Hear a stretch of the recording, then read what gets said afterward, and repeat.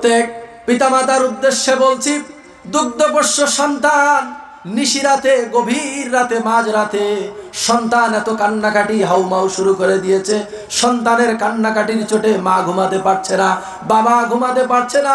রাতের এই গভীর প্রহরে আপনি উঠে আপনার মহল্লা মসজিদের ইমাম সাহেবের কাছে চলে গেছেন, হুজুর একটু আসেন। আপনি দৌড়ে ডাক্তারের কাছে চলে গেছেন। আমার রাসূল বলছেন এই সূরাটার নাম হচ্ছে সূরাতুশ শিফা।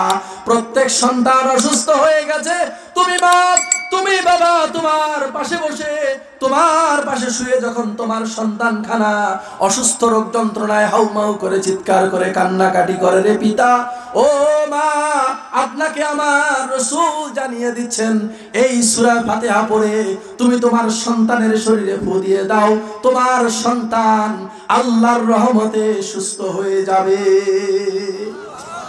তাই তো সূরার নাম হচ্ছে সূরাতুশ শিফা। নবীজির একদল সাহাবী কোনো এক কাজের উদ্দেশ্যে কোথাও রওনা দিয়েছেন।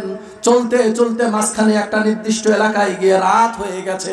ওই এলাকার, ওই বসতির, ওই অঞ্চলের মানুষদের কাছে তারা আবেদন করলেন, আমরা দূরের সফরে বেরিয়েছি, রাত হয়ে গেছে, আমরা এখন আর সফর করতে পারছি না। ও এলাকাবাসী, আজকের রাতটা তোমরা আমাদেরকে একটু তোমাদের এলাকায় থাকতে দাও, দিবে কিনা? এলাকার লোকজন দেখেছে সব দাড়িওয়ালা, টুপিওয়ালা, পাঞ্জাবিওয়ালা, এবার যদি থাকবে দেই বাবা, রাত পুলিশ আসি আমার সুদে ধরে নিয়ে যাবি। এদিন বাংলাদেশে ছিল না রে মুসলমান, এরকম পরিস্থিতি বাংলাদেশে ছিল না, এমনি বলতেছি। এলাকার লোকজন বলল, না না বাবা, তোমাকে আমরা থাকতে দিবার ভয় নেই। নিরুপায় হয়ে তারা এলাকা ছেড়ে যখন চলে যাচ্ছিলেন, দূরে প্রান্তরে কোথাও তাঁবু টাঙিয়ে রাতটা থাকার ব্যবস্থা কোনোভাবে করে নিয়েছেন। হঠাৎ করে ওই এলাকার যিনি সর্দার, এই এলাকার যিনি মেম্বার, এই এলাকার যিনি মাতা মোড়ল, তাকে সাপে সবল দিছে। এলাকায় খুঁজে কোনো ওঝা ঠাকুর পাওয়া যায় না। হঠাৎ করে কিছু লোকের মনে হলো ভিনদেশি কিছু মানুষ সরের মধ্যে তাঁবু টাঙিয়ে আছে, খোঁজ নিয়ে দেখা যাক ওদের মধ্যে কেউ ওঝা আছে কিনা, ওদের মধ্যে কেউ ঝাড়ফুঁক করা, সাপের বিষ নামানোর মতো কোনো লোক আছে কিনা। নবীজির একদল সাহাবী যেই মানুষদেরকে রাতে থাকতে দিল না, এই মানুষগুলির কাছে তারা গিয়ে আবেদন জানালো, আমাদের গোত্রের সর্দার কেউ সাপে কেটেছে, আপনাদের মধ্যে যদি কেউ থেকে থাকেন সাপের বিষ নামানোর মতো, তাহলে একটু আসুন। তারা বললেন যে তোমরা রাতে আমাদেরকে থাকতে দিলে না।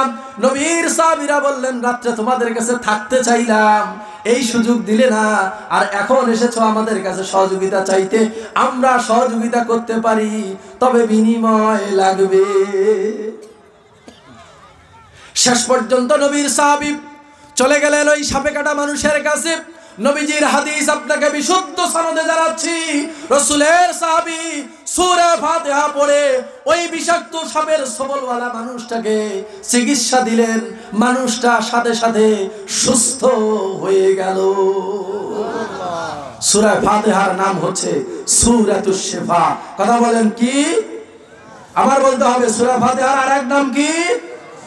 তাহলে এখন থেকে আপনার সন্তান, এই বুড়া দাদা যারা আছেন, নাতি কানবার ধরলে হুজুরের ঘুম নষ্ট করবেন, আজকের পরে আর করবেন না তো? কি করবেন আপনি বলেন তো? কি করতে হবে? মাঝরাতে নাতি নাতনি কান্না শুরু করে দিয়েছে, কি করবেন আপনি?